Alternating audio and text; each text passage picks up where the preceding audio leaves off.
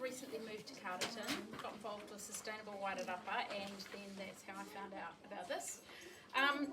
So we've got tons of ideas. I'm going to volunteer to type that up for you because I think it might be hard to follow. But it's everything from kind of sewing repairs to bike repairs, tying in with the Bikes in Schools project, woodworking and wood turning stuff. Could you do wood turning to fix garden tools, musical instrument repairs? Could you do electrical stuff, I think was one idea, and could you have their different electrical repair shops? Maybe they volunteer to do one a year, so you know they don't have to come along to every single one. It kind of promotes their business. Knife sharpening, scissor sharpening, and I think that we were thinking about having it as an events calendar. You could see in advance what was coming up, so you knew. Maybe you could bring some stuff along, or if it's a bigger thing, you could bring a photo or whatever. So, yeah, lots of ideas. Thank you. Okay. Thank you. Okay, hello, I'm Isla, and I'm representing South Wairarapa. We were a very small group, representing a very large population. One of the things we talked about for advertising was community magazines. So, say the Greytown Grapevine, the Martinborough Star, these would be really important for getting the word out to individual towns, for things that are happening in individual towns. Talked about how important it is for towns to feel that connection to something happening in their town. So I mean, this event is quite broad, but when we talk about something just in, say, Martinborough, I think that's very important for the people in that town. So focusing on that community. Posters, getting more articles in, like say the Midweek and Times Age, because that is a really good way of getting the word out. Talked about how important men's sheds are to this, and how to make them feel involved. We talked about potentially maybe having an event at a men's shed, so a repair cafe at a men's shed, and maybe merging that with another organisation in town, so say a sewing group or a knitting group. Things specific to towns, so Greytown really likes their bicycles, so maybe having something on that, fancy bicycles, but yeah. Thank you. That was a lot. Here, I'm Anne. I represent a very small subset of Masterton, which was really just me and two ladies talking at the back, right there, Abigail and Miriam. So I think we took it more to more specific what we'd love to see in one of the repair cafes, because we're not experts. You know, I love how you brought in the Facebook groups, the marketing, the newspaper articles. We have to get the word out there, and it's not enough for Christy to do it alone or the people she's working with. But we went more into, I guess, something that is of interest to us, which is, you know, sewing machine repairs. So I think you already touched on that, but we envisioned something that goes along supporting your idea. I heard you mention, you know, the detriments of having fast fashion. Everyone's just consuming, buying.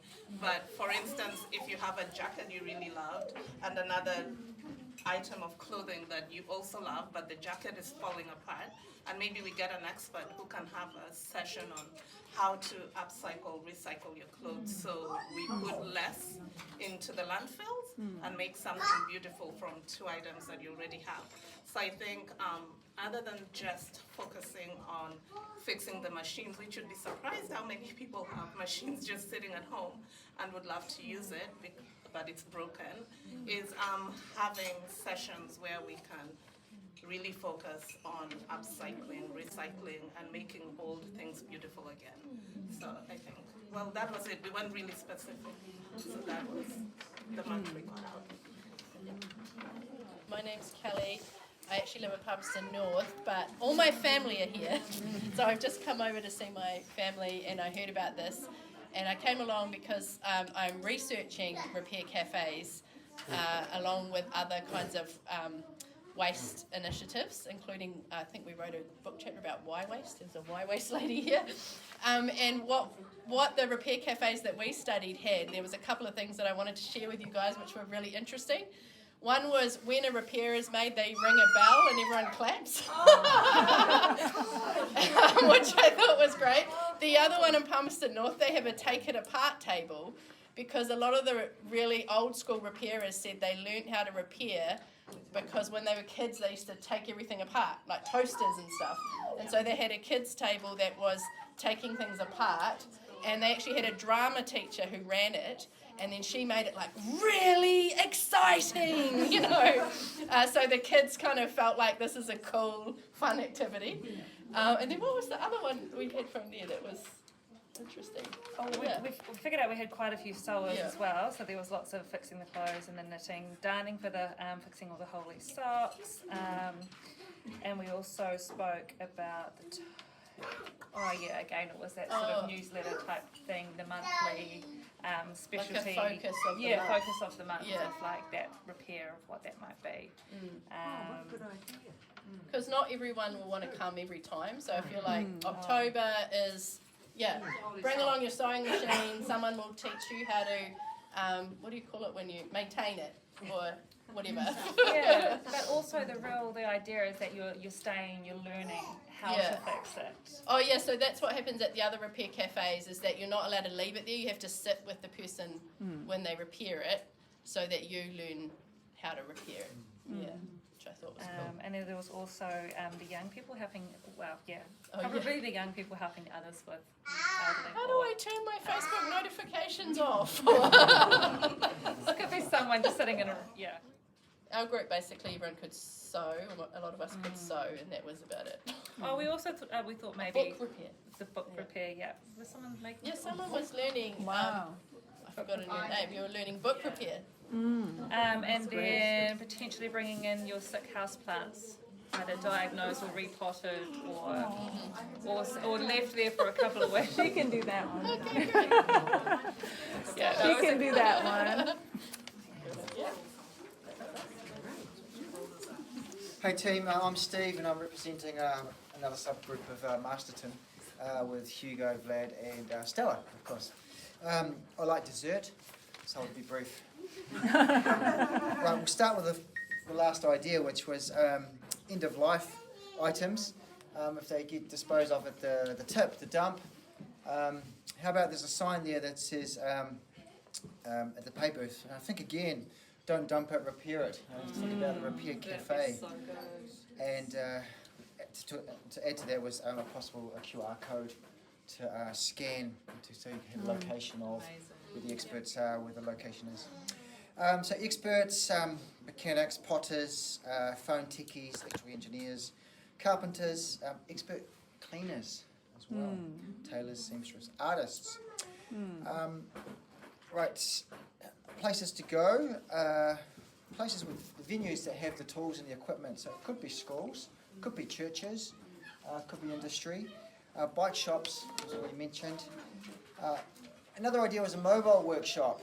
Go to them. Someone in a van. Someone in a van. A techie in a van. Yes. Self-funding, so items that are repaired could be put up for sale to help put some money back into the service. Marketplace profile through social media to promote. Partnerships, again mentioned. And lifestyle villages too. Go there for the expertise within those places. So that's about it. Haulage companies, just to move stuff around the region, the Motu, that could be a bit large or expensive to haul. That could be considered sponsorship perhaps. Okay, thank you. Thank you.